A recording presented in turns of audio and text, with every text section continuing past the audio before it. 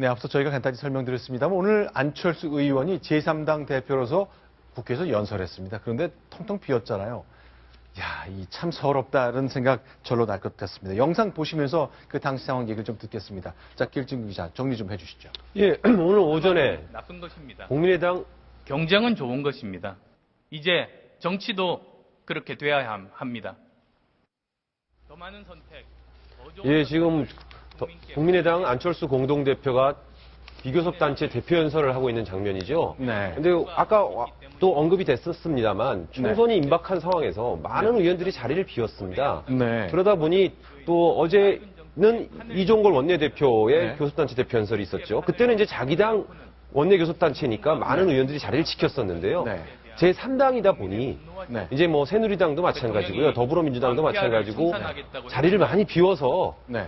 거의 지켜보는 사람이 많이 없는 상황에서 연설을 하게 됐던 거죠. 자, 그러면 저 더불어민주당, 뭐 새누리당 의석이 텅텅 비긴 마찬가지인데 뭐 야당 쪽이 더 비었다 그렇게 말할 수 있습니까? 지금 국회를 보면은요, 아침에 출근할 참석했을 때 버튼을 눌러놓고요. 네. 밖으로 나갑니다. 네. 그러니까 수시로 자기 사정에 따라 나갔다가 또 다시 들어오고 나갔다 들어오고 하기 때문에 안철수 대표가 한다 그래서 더불어민주당 의원이 더 많이 비었다, 네. 새누리당 의원이 더 많이 비었다 이렇게 얘기하기는 좀 어려울 것 같습니다. 여기 사람이 없는 것도 서럽겠지만 네. 교섭단체 대표 연설의 시간을 갖고도 차별을 둡니다. 네. 그러니까 원해철 원내대표나 이종걸 원내대표는 40분간 발언 기회가 주어집니다. 법에 딱 있습니다. 네. 국회법 104조 2항에 교섭단체 대표 연설은 40분간 할 수 있다. 근데 이게 비교섭단체 대표 연설은 이게 정해진 게 없다고 합니다. 그래서 이 국회 대정부 질문할 때 그 질의 시간에 줄여서 줄 수 있다. 네. 15분만 딱 줘줬습니다. 자, 그러니까 이번 총선 반드시 이겨서 중간지대에서 양당 체제도 견제도 하지만 이런 원외 정당의 서러움도 딛고 서겠다는 생각이 오늘 연설 중에 안 대표가 반드시 했을 법 싶네요. 그런데 이제 당 내분이 좀 정리가 돼야 될 것 같은데 김한길, 안철수, 김한길 이 두 정치인이 굉장히 관계가 불편했다는 얘기가 끊이지 않았는데요. 자, 영입된 이상돈 위원장이 좀 정리를 했군요. 해결됐다. 그래서 내가 들어왔다고 얘기합니다. 확인합니다. 그 문제는 해소가 이미 됐습니다. 네, 그래서 뭐 좀 오해가 있었고 좀 김한길 의원께서 섭섭한 부분도 있었던 것 같습니다. 근데 그 부분은 다 해소가 됐기 때문에 제가 입당을 한 거죠. 정리하자면 김한길 대표가 안철수 대표한테 섭섭하고 서운했던 거잖아요. 근데 왜 그런 겁니까? 뭐 때문에 그런 거죠? 사실 그 국민의당이 2월 2일 출범하면서요. 그 네. 이전에 김한길 대표는 출범과 동시에 총선을 앞두고 있으니 선대위 체제를 빨리 발족을 하자라고 네.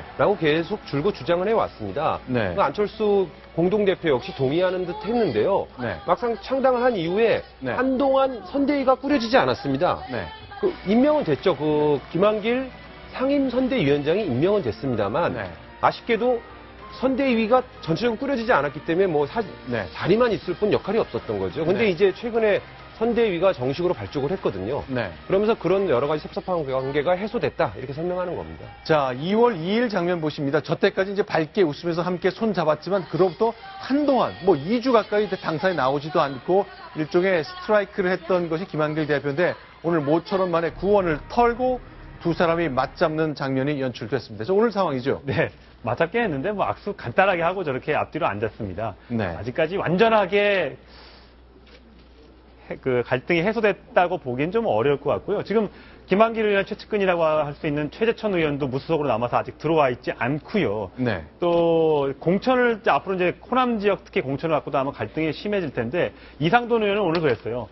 지금 한 뭐 40석 정도가 목표라고 하는데 네.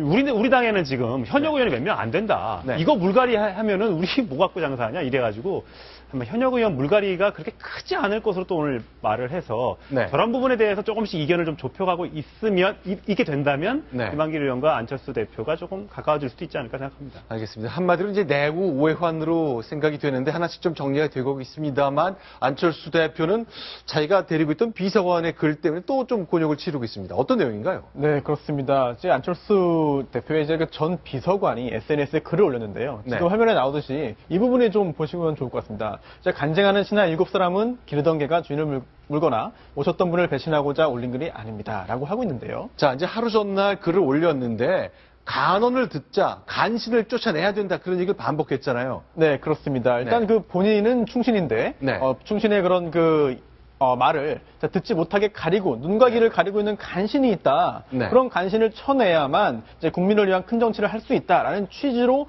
글을 올렸습니다. 네. 과연 누구를 지칭하는 것인지에 대해서 굉장히 많은 이런 그 관심들을 낳고 있는 그런 글이 되겠습니다. 자, 그러니까 안철수 대표의 눈과 귀를 가리는 간신이 있다. 그 사람 제발 쳐내십시오. 내가 이렇게 떠나면서라도 간언을 드립니다라는 비서진이 있었던 것처럼 보입니다. 이 간신이 왠지 좀 중대한 인물 같다는 것 때문에 길증 기자에게 좀 취재를 부탁드렸잖아요. 이 간신이 누굽니까?